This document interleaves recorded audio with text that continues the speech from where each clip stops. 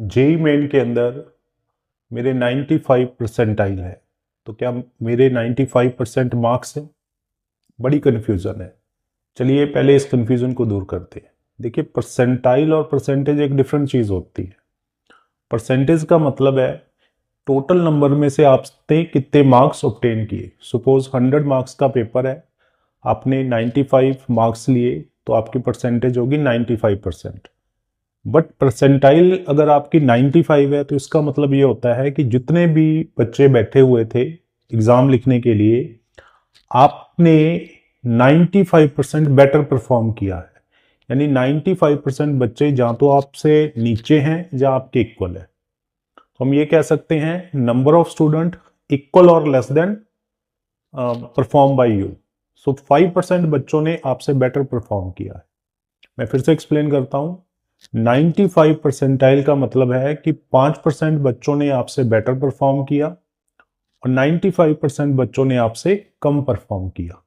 सो ये exact meaning होता है परसेंटाइल निकालने का। इसका मैं फॉर्मूला लिख देता हूं। फॉर्मूला क्या है? परसेंटाइल का मतलब होता है number of students less perform by you और इक्वल। या तो आपसे कम परफॉर्म किया उन्होंने या आपके इक्वल किए। और नीचे होता है total number of students present in test into 100।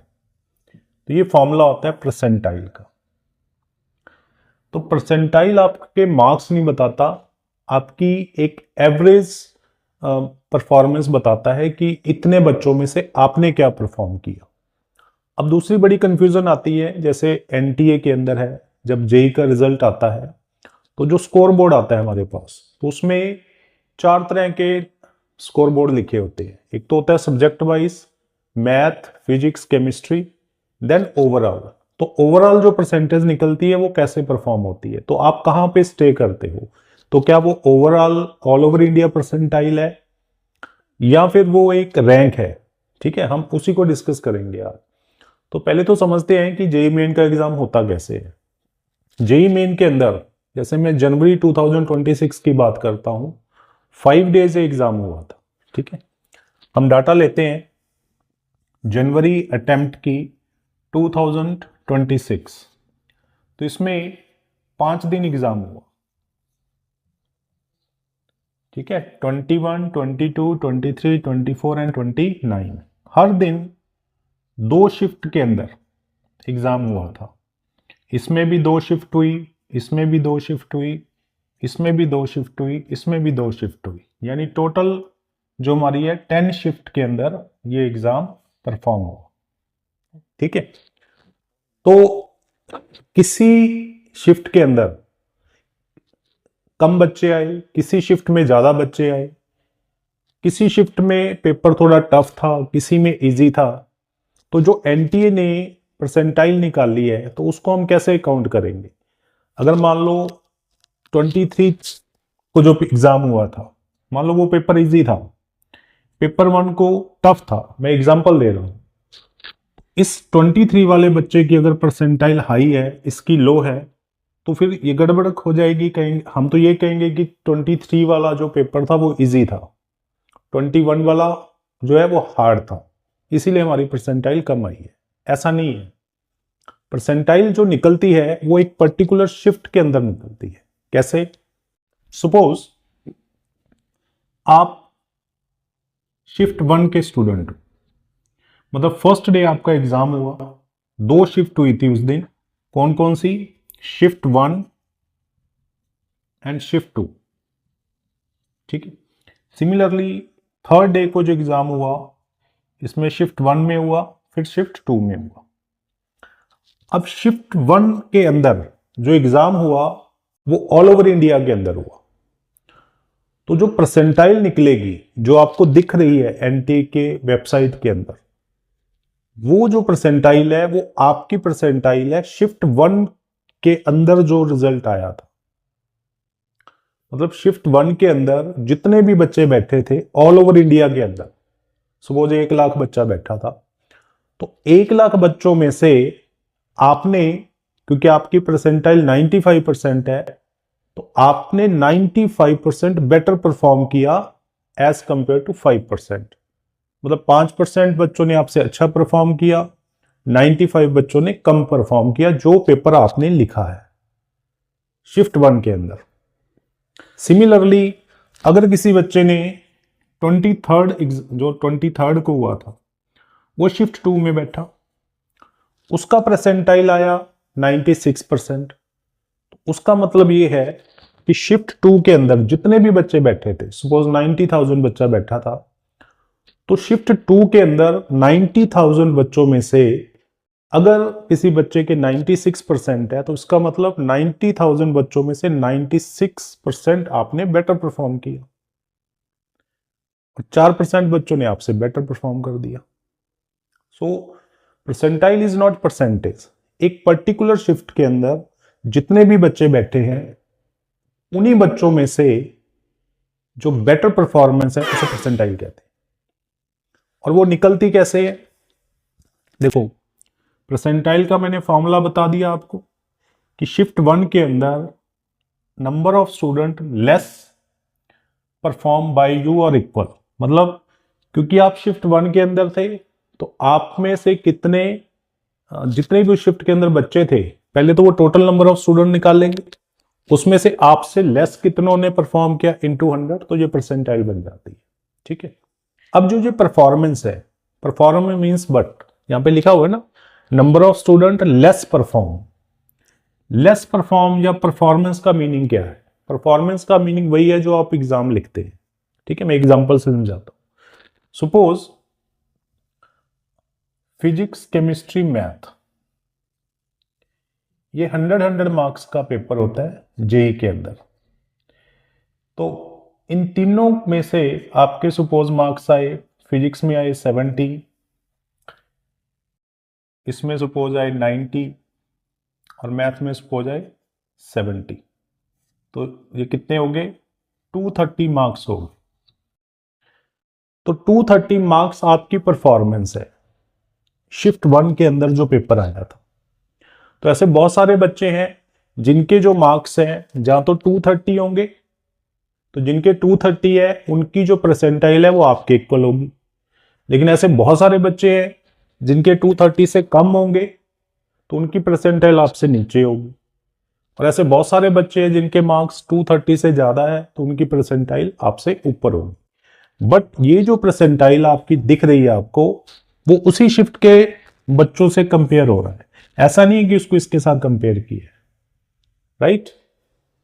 तो अब आप देखोगे कि जो जनवरी अटेम्प्ट का पेपर होता है उसके अंदर रैंक नहीं निकलता, ऑल ओवर इंडिया रैंक, क्योंकि वो परसेंटाइल है।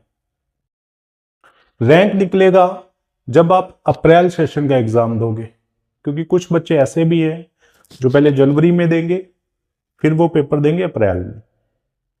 तो जनवरी वाले में सपोज 95 है, अप्रैल वाले में सपोज 98 है, तो एनटीए 98 को उठाएगा।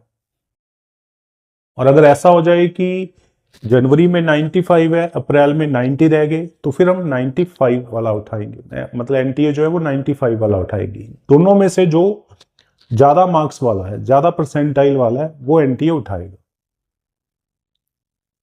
ठीक है। कैसे? पहले इतना देखो आप।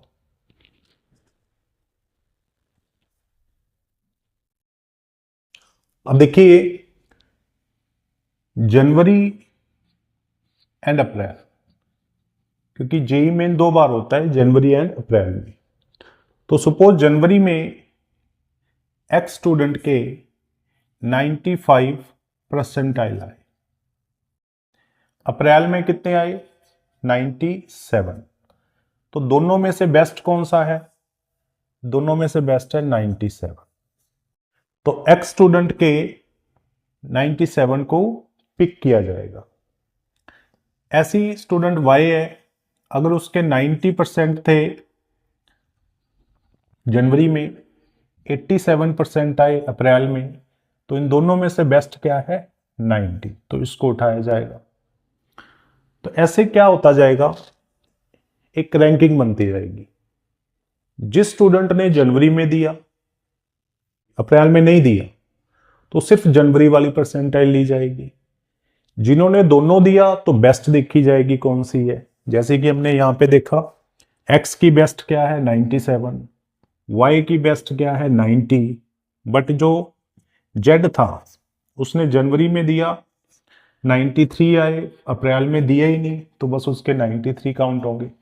ऐसी एक और स्टूडेंट था p, उसने जनवरी में नहीं दिया, अप्रैल में दिया, उसके 91 आए, तो उसको 91 ही काउंट किया जाएगा। तो ऐसे अलग अलग परसेंटाइल निकलती रहेगी सेशन 1 सेशन 2 को कंबाइन करके। अब इसको एक ऑर्डर में लगाया जाएगा, डिक्रीजिंग या इंक्रीजिंग। तो ऑब्वियसली जो सबसे ज्यादा परसेंटाइल होगी जिसकी हाई वाली, जैसे 100, फिर 99.2050 समथिंग, ऐसे कर करके एक रैंकिंग बना दी जाएगी जिससे ऑल ओवर इंडिया रैंक निकलेगा। जिसकी हाईएस्ट परसेंटाइल है वो नंबर 1 होगा, जिसकी उससे कम होती जाएगी वो नीचे जाता रहेगा, उससे बनता है रैंक। तो मेरे ख्याल से कंफ्यूजन क्लियर है। हम स्टार्टिंग से चलते हैं। सेशन 1 में परसेंटाइल दिखेगी आपको आपके रिजल्ट कार्ड में।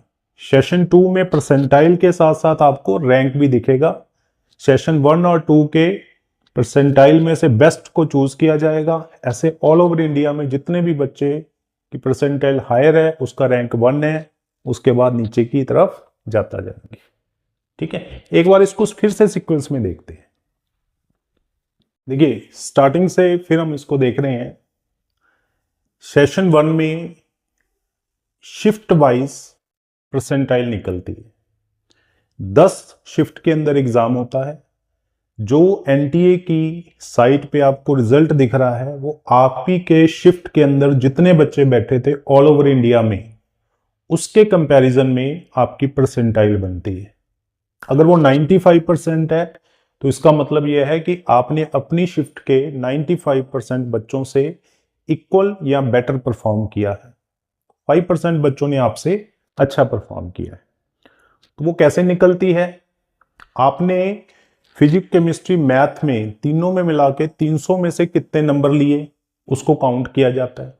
ठीक है, सपोज आपने 300 में से 290 लिए तो 290 मार्क्स देखे गए। फिर वाई ने कितने लिए? 300 में से मान लो उसने भी इतने लिए। जेड ने कितने लिए? उसने 285 लिए। ऐसे करते करते जो भी उस शिफ्ट के अंदर जितने भी बच्चे थे, सपोज 1 लाख बच्चे थे, तो उनके मार्क्स ऐसे निकाले। तो जिनके इक्वल है उनकी इक्वल परसेंटाइल हो जाएगी। ठीक है, तो वो परसेंटाइल जो है हमें एनटीए की वेबसाइट में इक्वली दिखेगी। मतलब जब रिजल्ट आएगा तो 95 परसेंटाइल, 1 नहीं, 2 नहीं, 3 नहीं, बहुत सारे बच्चों की हो सकती है। हो सकता है कि उनके मार्क्स इक्वल आए। ठीक है, ओके। अब कई बार हम परसेंटाइल देखते हैं, जैसे 95.2964, ये 4 डिजिट और आगे बढ़ जाता है, 4 डेसिमल। तो वो कैसे निकलती है? देखो परसेंटाइल का जो फॉर्मूला था वो क्या था कि मान लो एक शिफ्ट के अंदर 1 लाख बच्चा है। जब मैं छोटी सी एग्जांपल लेता हूं कि सपोज एक शिफ्ट में 5 ही बच्चे थे। ठीक है, तो इंटू 100, फॉर्मूला याद रखना, टोटल नंबर ऑफ स्टूडेंट, और आपसे कम कितने थे? सपोज 3 बच्चे थे जिनके मार्क्स आपसे कम। तो जब हम सपोज यहां पे कुछ ना, मैं 7 लिख लेता हूं कि टोटल नंबर 7 थे और आपसे कम कितने हैं? 3। तो 3 को जब हम 7 से डिवाइड करेंगे तो कितना आएगा? तो आएगा इसमें 0.420, देन 2, मतलब अगर हम 3 को 7 से डिवाइड कर रहे हैं, पॉइंट पहले 4 लगाएंगे 28, 20 आया, फिर 2 करेंगे 14, 60 आया, फिर 8, 56, फिर 40, 35। तो ऐसे ये आ गया 4285 इंटू 100। तो परसेंटाइल कितनी आ गई? 42.8 परसेंटाइल। ऐसे हम और भी डिवाइड कर सकते हैं। तो ये 4 डिजिट तक परसेंटाइल देखा जाता है, उसके बाद नहीं देखा जाता है। ये जेई एनटीए के अंदर ये रूल है, ठीक है।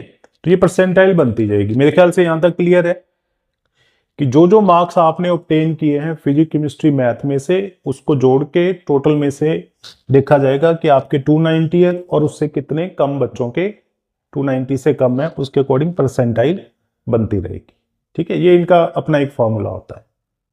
ऐसे ही वो सब्जेक्ट वाइज भी निकाल लेते हैं, जैसे फिजिक्स में इतनी परसेंटाइल, केमिस्ट्री, मैथमेटिक्स, ठीक है।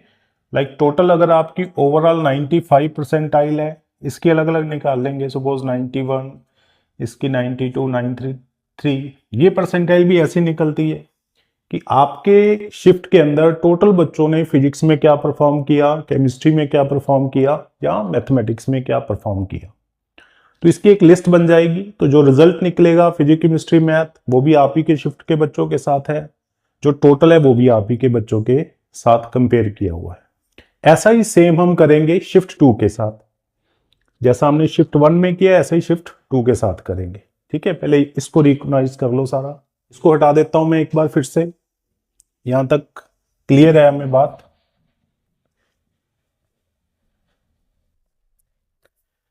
तो सेशन जनवरी वाले में जब फाइनल हम एनटीए क्या करेगा, जनवरी वाला और अप्रैल वाला, हम 4 स्टूडेंट लेते हैं एक्स वाई जेड पी। जनवरी में 97, इसके 95, 93, 91, 92, 90, 87, 95। तो इन दोनों में से बेस्ट कौन सा लेगा एनटीए? 97। इन दोनों में बेस्ट क्या लेगा? 93। इन दोनों में बेस्ट क्या लेगा? 92। इन दोनों में बेस्ट क्या लेगा? 95। ये बेस्ट आ गए, बेस्ट परसेंटेज आ गए। पॉइंट्स में भी हो सकते हैं जी, 02, 64, 43, कुछ भी ऐसे बेस्ट देखेंगे वो, ठीक है। और उसकी बाद में क्या करेंगे, जितने भी बच्चे प्रेजेंट थे, जितने प्रेजेंट बच्चे थे, हाँ एक बात और याद रखनी है, परसेंटाइल में जो हम टोटल नंबर ऑफ स्टूडेंट से डिवाइड करते हैं, वो total number of student present दिखाएंगे। ऐसा नहीं है जिन्होंने फॉर्म भरा है।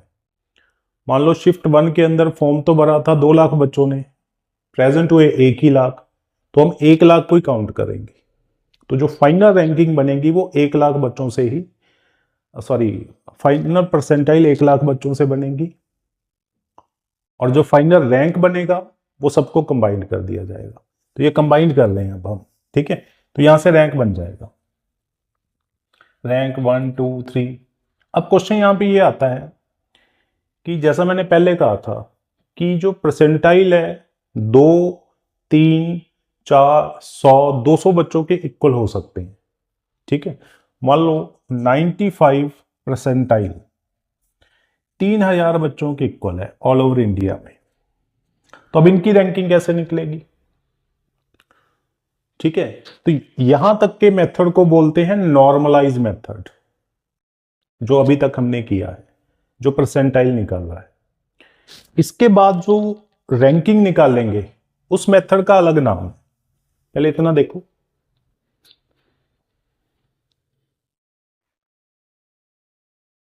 उसे बोलते हैं age tie method, age tie method. यानी कि जनवरी में या फरवरी में या दोनों में कई बच्चों के परसेंटाइल सेम हो सकते हैं। ऐसा हो सकता है कि सबने सेम सेम क्वेश्चन सही किए हो, 300 में से 250 बहुत सारे बच्चों के हो सकते हैं, 300 में से 290 बहुत सारे बच्चों के हो सकते हैं, 300 में से 300 बहुत सारे बच्चों के हो सकते हैं। तो ऐसे केस में क्या किया जाए, रैंकिंग कैसे निकालेंगे? तो वहां पे होता है एज टाइम मेथड। तो जेई मेन के अंदर सपोज 2 बच्चे हैं या 3000 ऐसे बच्चे हैं जिनका परसेंटाइल सेम है, मतलब 99 परसेंटाइल दोनों का है। तो यहां निकालना बड़ा मुश्किल है रैंक। तो फिर हम देखेंगे कि इनके मैथ में कितने हैं। सबसे पहले मैथ में, फिर फिजिक्स में, देन फिर तीसरा केमिस्ट्री में। जिसमें मैथ्स में नंबर ज्यादा है तो उसकी रैंकिंग हाई होगी। अगर मैथ्स में भी इक्वल है तो फिजिक्स देखेंगे, अगर फिजिक्स में भी इक्वल है तो केमिस्ट्री देखेंगे। ऐसा होता तो नहीं है, लेकिन चलो तीनों में इक्वल है, देन फिर एज देखेंगे, कौन बड़ा है तो उसकी रैंकिंग हाई होगी। लेकिन अगर मान लो एज भी इक्वल है तो क्या होगा? ऐसा होता नहीं, ना मैंने सुना है। अगर होता हुआ ऐसा भी, तो एक जगह पे कहीं पे लिखा हुआ है ये कि शायद जो फॉर्म नंबर है उसको देखा जाएगा, ठीक है।